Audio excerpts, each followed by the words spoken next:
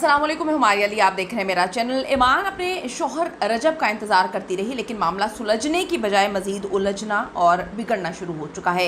ईद पर रजब भट्ट ससुराल में किससे मिले, कैसी मुलाकात रही, क्या मामला हुए और उनका जब सामना हुआ तो क्या गिले शिकवे हुए या फिर आंखों में और दिल में नफ़रतें रहीं। किवान से ईद मिलना तो बहाना था। फैमिली मेम्बर ने कुछ अंदर की बातें बताई हैं जो सही भी हैं और गलत भी हैं। ईद मुलाकात के बाद ईमान फ़ातिमा का शदीद रिएक्शन भी सामने आया जो काफ़ी ज़्यादा चीज़ों को क्लियर करता हुआ नज़र आ रहा है।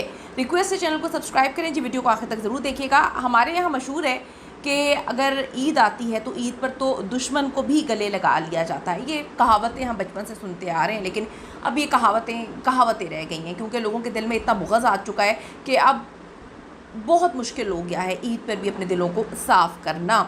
तो ये दिन तो रिश्ते जोड़ने का दिन होता है और ऐसा लग रहा था कि किवान जो है वो इन दोनों का रिश्ता ईद पर जोड़ देगा, क्योंकि मासूम बच्चा उसके ख़ूबसूरत चेहरे को देखने के बाद जो है बाप का और माँ दोनों का दिल पिघल जाएगा।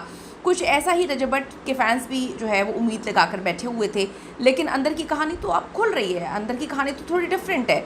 ईमान ने भी किवान के साथ अपनी ईद की वीडियो शेयर की, तस्वीरें शेयर की और बहुत सारे सवालात के जवाबात जो हैं वो क्लियर होकर मिल चुके हैं। रजब भट्ट अपने साथ किवान की ईदी जो है इसके तौर पर बहुत सारे चीज़ें लेकर गए, बहुत कुछ लेकर तो गए थे जिनमें किवान के लिए ईद के कपड़े थे, लेकिन जो वीडियो ईमान ने शेयर की थी उसमें तो अलग ही कहानी जो है वो नज़र भी आ रही है, वो सुना भी रही है। एक तरफ तलाक का कानूनी नोटिस है, दूसरी तरफ बेटे की पहली ईद है और दरमियान में एक छोटा सा बच्चा जिसका नाम जो है किवान सुल्तान है।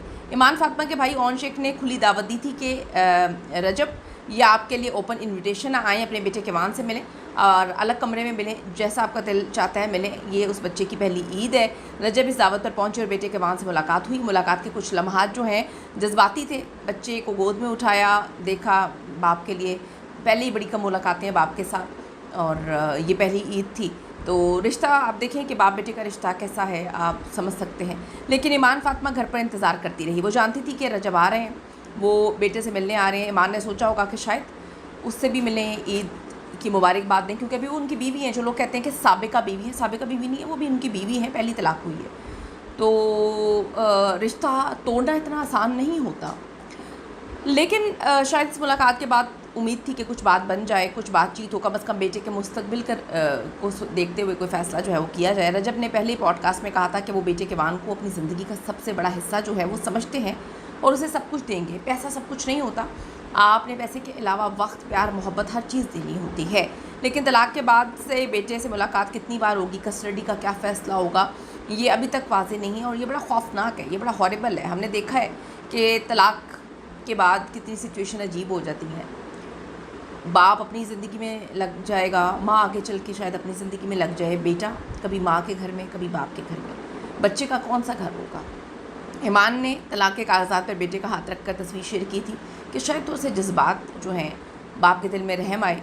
करीबी फैमिली मेम्बर्स का भी यही कहना है कि वो समझ रहे थे कि रजब भट्ट जब ससुराल जाएंगे तो किवान के साथ बाकी घर वाले स्पेशली ईमान से मुलाकात होगी और बातचीत होगी, गिले शिकवे दूर होंगे, क्योंकि दोनों की तरफ बात अना की है।